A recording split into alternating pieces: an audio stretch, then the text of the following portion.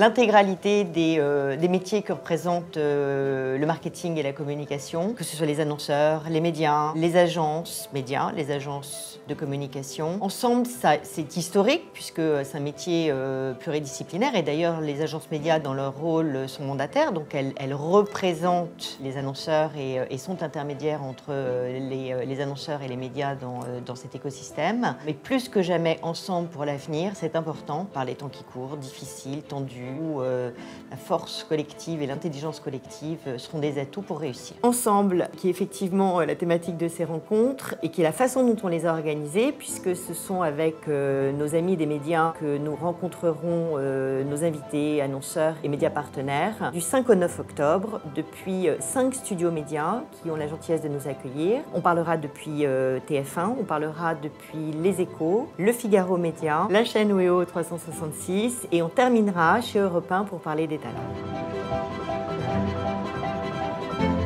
Ensemble à l'écoute du consommateur, concrètement ça veut dire quoi? Depuis très longtemps maintenant, on parle d'approche consumer-centric. C'est ce qui fait le plus de sens quand on travaille une stratégie de communication et une stratégie des moyens. Mais depuis quelques années, depuis quelques mois, c'est d'autant plus sensible de travailler dans le respect de ce qu'attend un consommateur, des aspirations d'un consommateur. Et ces aspirations, elles se sont un peu déplacées. On est moins sur un registre d'attente consumériste que d'aspirations sociétale, humaine. Et la crise Covid et le séisme provoqué par le confinement ont exacerbé ces attentes et ces aspirations consommateurs de plus d'humanité, de plus de sens. Les annonceurs qui n'en avaient pas encore pris conscience, les médias qui n'en avaient pas encore pris conscience, ont vraiment réalisé qu'il était crucial de parler honnêtement, de s'engager honnêtement dans cette guerre contre la maladie et qu'on était à un cheveu du care washing et qui pouvait faire des dégâts